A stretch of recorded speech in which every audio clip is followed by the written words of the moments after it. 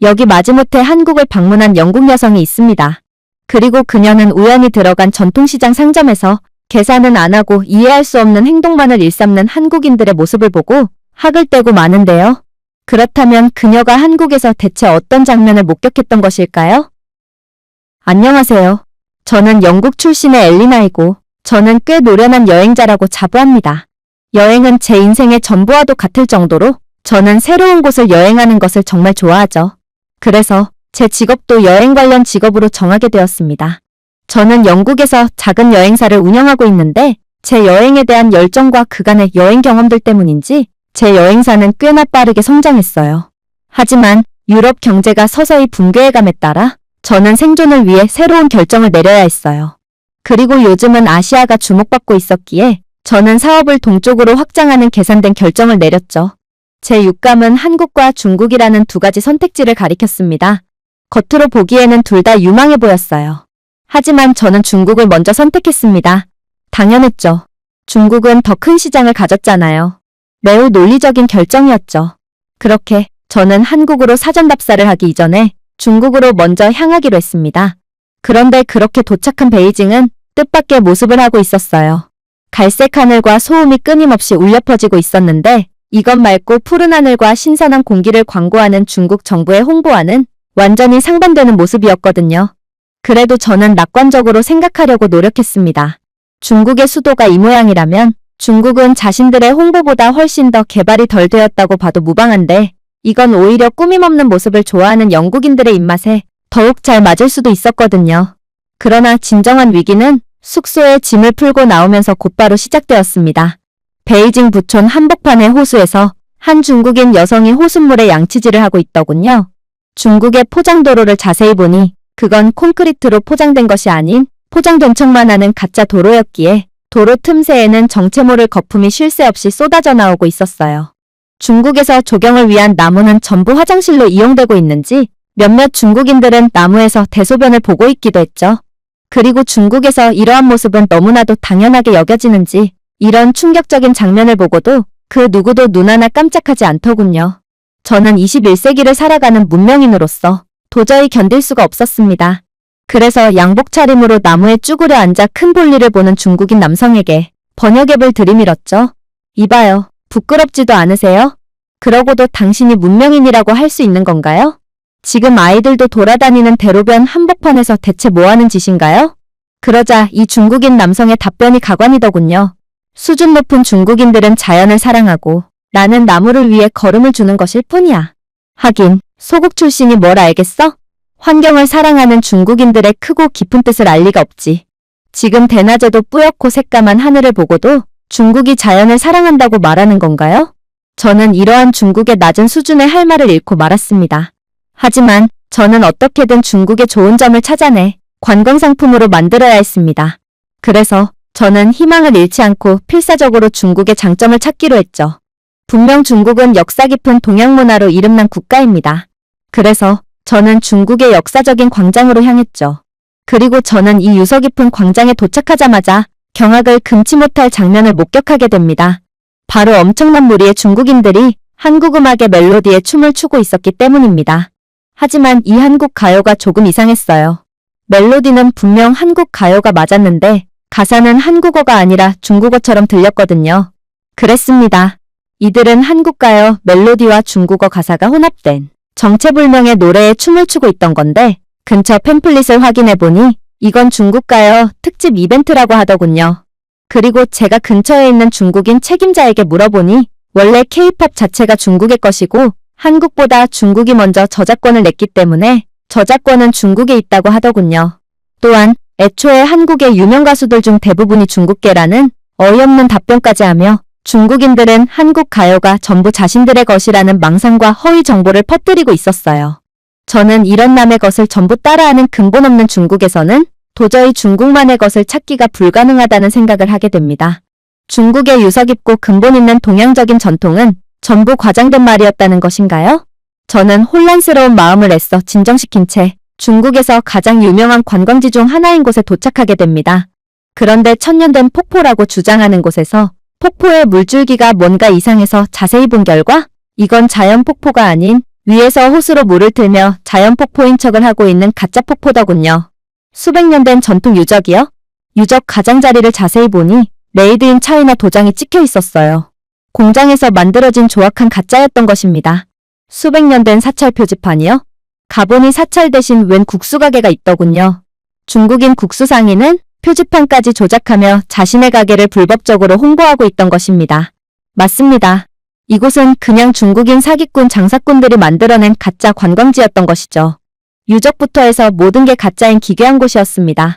알고 보니 실제로 중국에서는 이렇듯 지역 주민들이 돈벌이를 하고자 가짜 유적과 가짜 관광지를 만들어서 가짜 기념품을 판매하는 경우가 매우 흔하다고 했는데요. 중국 정부는 관광 홍보를 위해 이를 알고도 대대적으로 홍보하며 관광객들의 눈먼 돈을 갈취하고 있었어요. 중국의 모든 것은 거품이었고 사실 이들의 역사는 대부분이 날조, 거짓이었던 것입니다. 각종 매체와 중국 정부의 홍보 영상이 약속한 첨단 기술의 중국은 어디에 있었나요? 규율이 엄격한 대도시? 자랑스러운 유산? 저는 아무것도 보지 못했습니다. 대신 찾은 곳은 아무데나 대소변을 보고 상인들이 가짜 역사를 가진 가짜 유물을 파는 곳이었고 그럼에도 아무도 신경을 쓰지 않는 곳이었습니다. 그리고 저는 천천히 깨달았어요. 중국을 선택했던 건 아주 큰 실수였다는 것을 말입니다. 그렇게 저는 거의 도망치듯 인천국제공항에 도착하게 됩니다. 솔직히 이쯤 되니 한국도 그다지 기대가 되진 않더군요. 한국도 중국처럼 모든 것이 거품일 것 같았거든요. 아니, 거품일 것도 없었죠. 중국은 정부 차원에서 천문학적인 자본을 들여 거짓 홍보라도 하고 있지만 한국은 그런 홍보조차도 하지 않고 있었거든요. 그렇게 저는 기대 없이 인천공항 내부의 지하철로 향했습니다. 그런데 저는 지하철 입구에 들어섰을 때 충격적인 장면을 목격하고 완전히 할 말을 잃고 말았어요. 한 한국인 할머니가 가방 때문에 힘들어하고 있었는데 웬 중년의 한국인 남자가 할머니에게 다가가더라고요. 저는 중국에서의 경험을 통해 그가 할머니에게 도움을 대가로 돈을 요구할 거라고 생각했습니다. 그런데 이 중년의 한국인 남성은 할머니의 여행 가방을 부드럽게 들어올리고 그녀가 어느 방향으로 가는지 물어본 다음 끝까지 할머니를 위해 짐을 들어주고는 그대로 가버리더군요. 중국에서는 무거운 짐을 들고 있는 사람에게 강제로 도움을 제공한 뒤 거의 갈취하듯 돈을 뜯어내는 전문적인 직업까지 존재하지만 한국에서는 도움이 필요한 사람에게 너무나도 당연하듯 도움을 베풀고는 아무런 대가도 요구하지 않았던 것입니다. 심지어 저는 할머니와 같은 방향의 지하철을 탑승하게 되었는데 모든 한국인 승객들은 할머니를 위해 기꺼이 자리를 양보해주기 위해 일어서더군요. 아니, 이게 말이나 되는 모습이라는 말인가요? 중국은 말할 것도 없고 개인주의가 극심한 영국에서는 아무리 상대가 노인이더라도 절대로 남을 위해 도움을 베풀지 않습니다. 그러나 한국에서만큼은 완전히 다른 상황이 펼쳐지고 있었어요. 하지만 이건 그저 우연일 뿐일 것입니다. 이런 믿기지가 않는 사회 모습이 항상 펼쳐지고 있다고요? 그건 상식적으로 도저히 말이 안 됐어요. 그렇게 저는 지하철에서 하차합니다. 그리고 저는 곧바로 놀라운 장면을 목격하게 되었어요. 바로 지하철역에는 ATM이 존재하고 있었기 때문인데 보통 지하철은 불특정 다수가 탑승하고 전 세계 어디에서나 이런 공공장소는 우범지대로 여겨지는 것이 대부분입니다. 당연히 지하철에 현금을 인출할 수 있는 ATM이 존재할 수가 없죠. ATM을 이용하자마자 근처에 숨어있던 괴한에게 모든 것을 털리고 맑게 분명하거든요. 그러나 한국은 얼마나 안전한 국가면 지하철에마저 ATM이 존재할 수 있단 말인가요?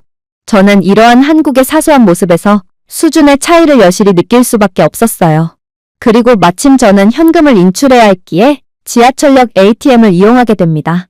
그런데 그렇게 현금을 뽑은 뒤 지하철역을 벗어나려고 할 때 저는 충격적인 사실을 깨닫게 되었어요.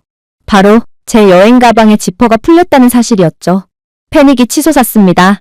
여권, 스마트폰, 모든 것이 그 안에 들어있었거든요. 제 부주의로 인해 지퍼가 열린 걸까요? 아니면 누군가가 고의적으로 제 여행 가방을 풀어헤친 건가요? 가방을 뒤져보니 제 여권과 혹시 몰라 가방에 보관해 두었던 시계가 사라진 걸로 보아 이건 누군가 고의적으로 제 가방을 털어갔을 확률이 높아 보였어요.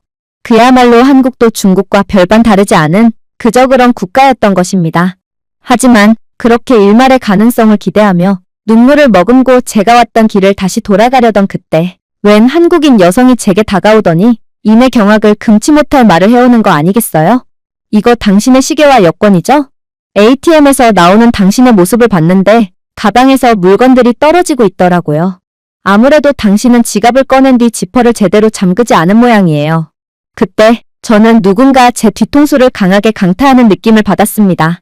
한국에서 이런 말도 안 될 정도로 따뜻한 호의는 예외적인 일이 아니었습니다.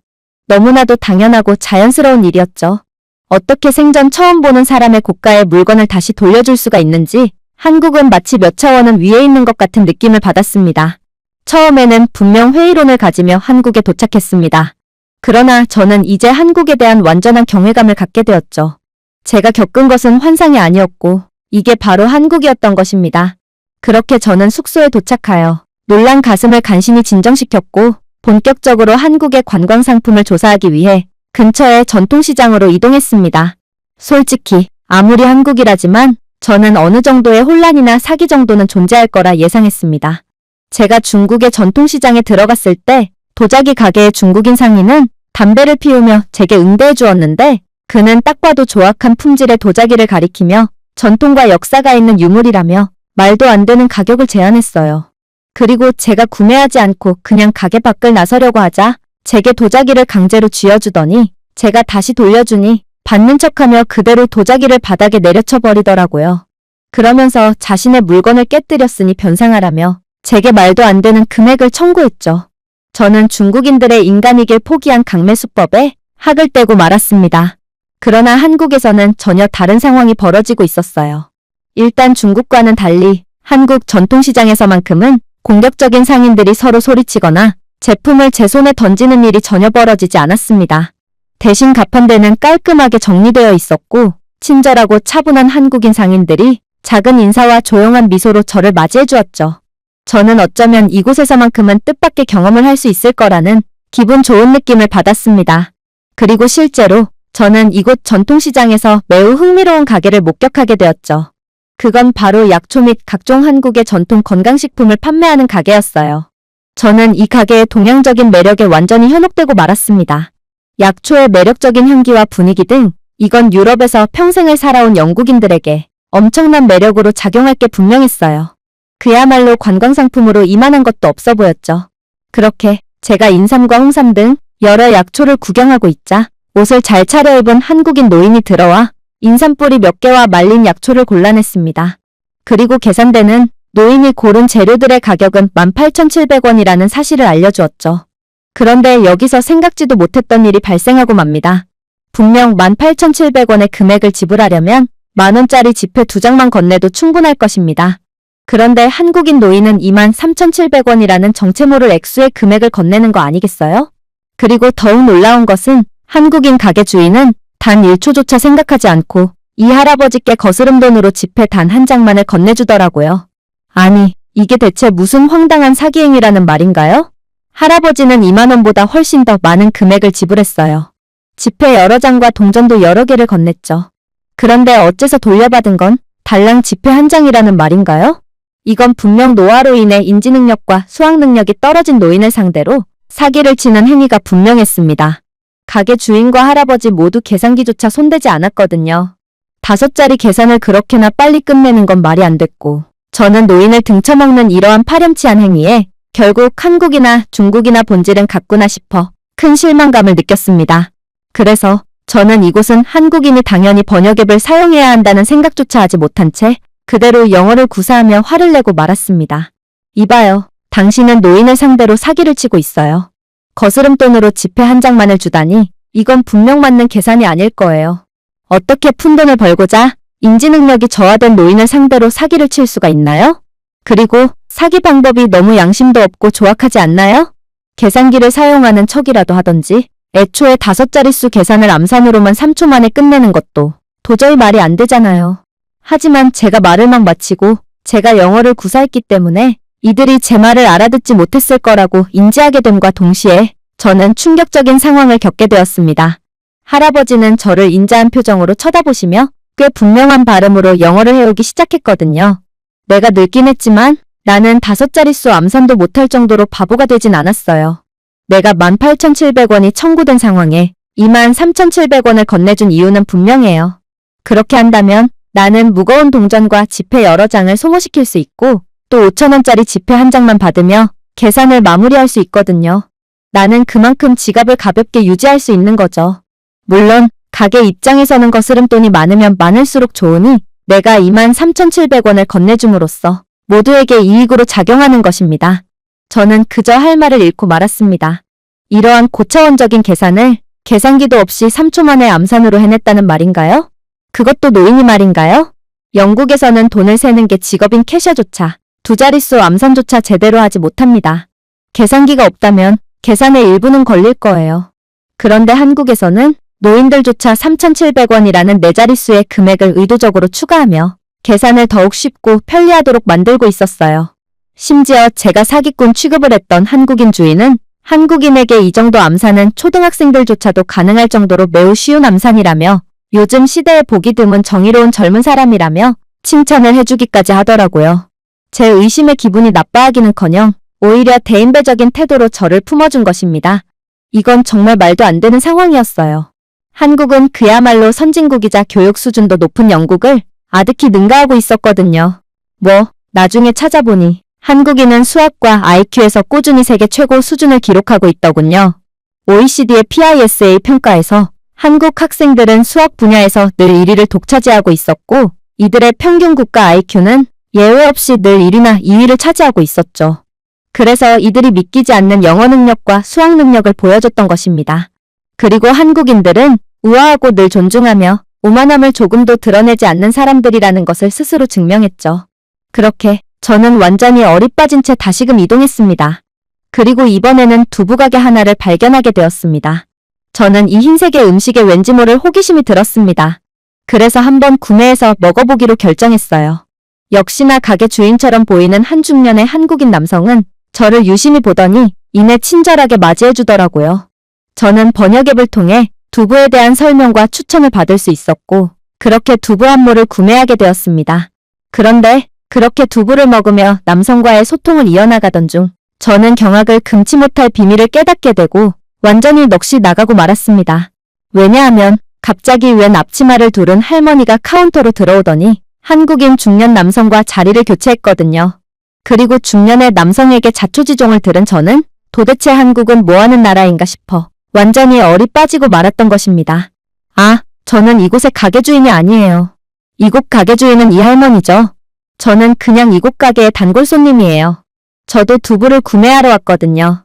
하지만 할머니가 안 계시자 저는 늘 그렇듯이 할머니가 옆 가게에서 수다를 떨러 가셨거나 아니면 잠시 화장실에 가신 거라고 확신하고 대신 가게를 봐줬던 것입니다. 그랬습니다. 한국에서는 가게 주인이 가게를 방치하고 외출을 해도 아무런 일도 일어나지 않는 국가였습니다. 한국인 손님들은 두부를 가져간 뒤 정직하게 돈을 놓고 가고 있었고 몇몇 손님들은 가게 주인 대신 무임금 노동을 마다하지 않았습니다. 가게 주인 할머니 또한 이러한 한국인들의 높은 수준을 믿고 가게를 닫지 않고 심지어 돈통조차 잠그지 않은 채 옆 가게 주인 할머니와 수다를 떨러 갔던 것이죠. 할머니는 이런 상황이 한두 번이 아니라는 듯 그저 웃으며 가게를 대신 봐주었던 남성에게 음료를 건네주었는데 저는 이런 한국에서만 보여줄 수 있는 높은 수준의 모습에 그저 감탄을 연발할 뿐이었어요.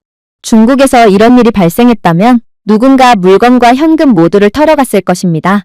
손님들뿐만 아니라 옆 가게의 경쟁업체가 앞장서서 가게를 전부 털어버렸겠죠. 도난 방지의 이유로 1,000원짜리 물건조차 쇠사슬로 묶어놓고 판매하는 게 바로 중국이거든요. 그러나 한국인들은 서로를 마치 가족처럼 믿고 있었어요. 제가 전통시장을 떠날 때 붕어빵이라는 간식을 파는 또 다른 가게를 발견했습니다. 그 가게에는 대략적으로 이렇게 번역된 작은 손글씨 간판이 있더군요. 이 가게는 무인으로 운영됩니다. 필요한 만큼 가져간 뒤 상자에 돈을 넣어주세요. 잔돈은 옆에 있는 거스름돈 통에서 가져가세요. 저는 그저 할 말을 잃고 말았습니다. 한국의 정직함은 너무 평범하고 일상생활에 너무 얽혀 있어서 감시할 필요조차 없었어요.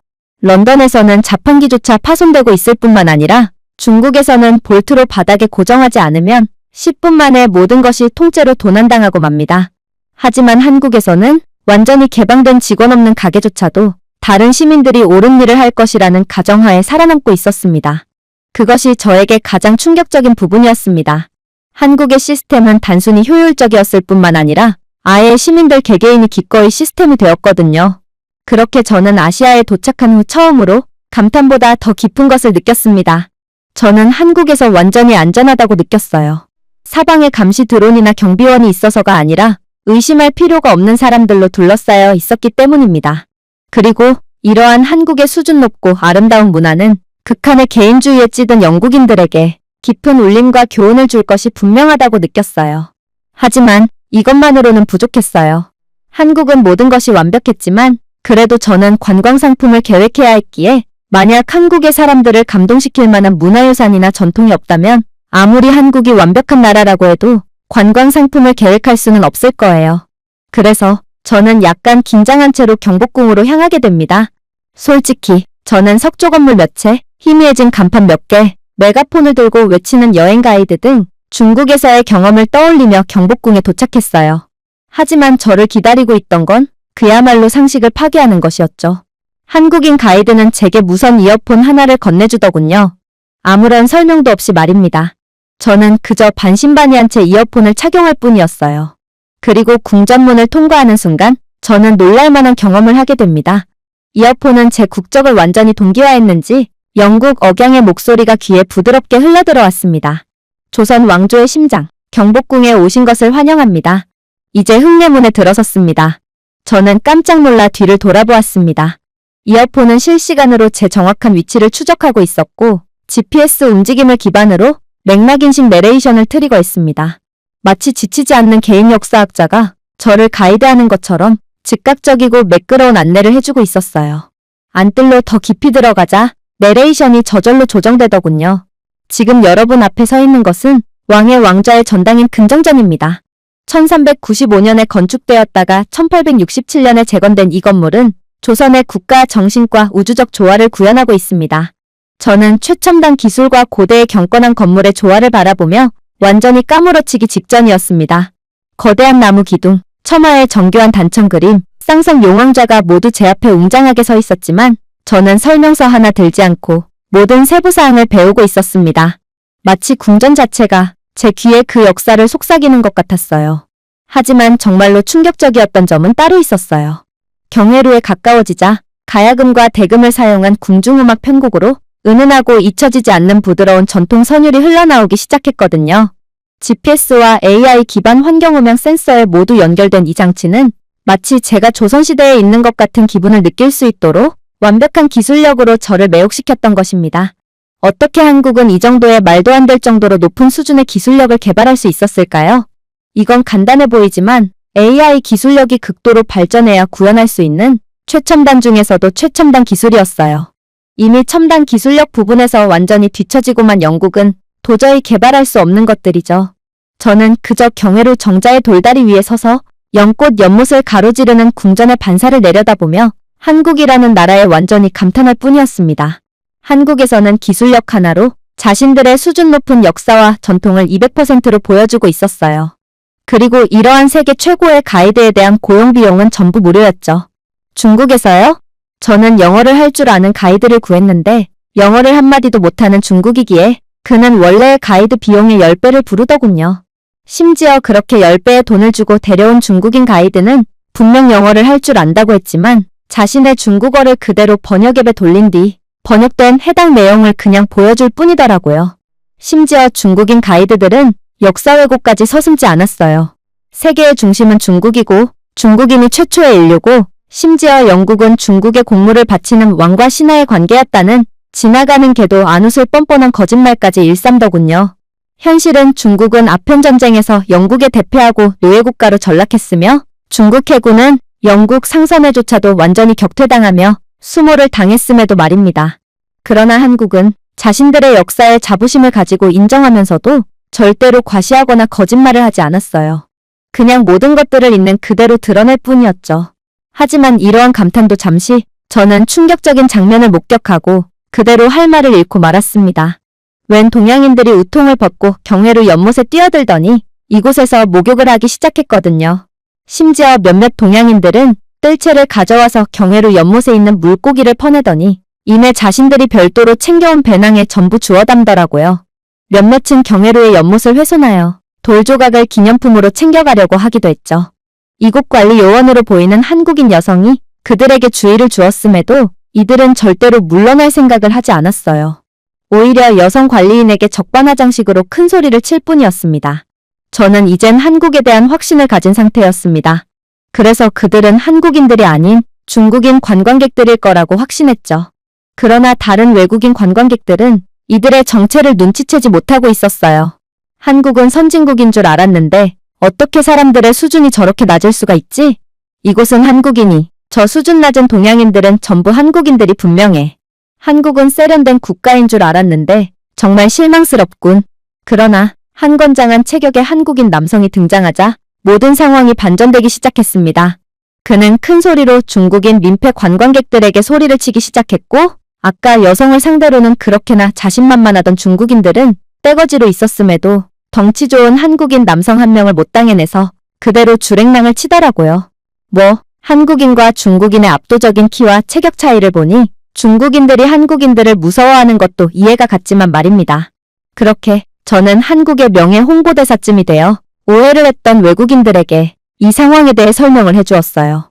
이곳에서 수준 낮은 행동을 하는 사람들은 전부 중국인 관광객들이라는 것을 알려주었죠. 저는 한국인들에게 많은 것을 받은 이상 저 또한 한국을 위해 힘쓰며 호의를 갚아야 할 의무가 있었거든요. 그렇게 저는 한국을 선택하는 건 제 여행사의 생존을 위해서기도 하지만 인류에게 문명을 보여주기 위해 반드시 해야 하는 일이라는 것을 깨달은 채 한국을 떠났습니다. 한국은 그만큼 완벽한 국가였거든요. 제가 준비해온 내용은 여기까지입니다. 끝까지 시청해주셔서 진심으로 감사드리며 여러분들의 구독과 좋아요, 알림 설정은 영상 제작에 큰 힘이 됩니다. 이상 세모튜브였습니다.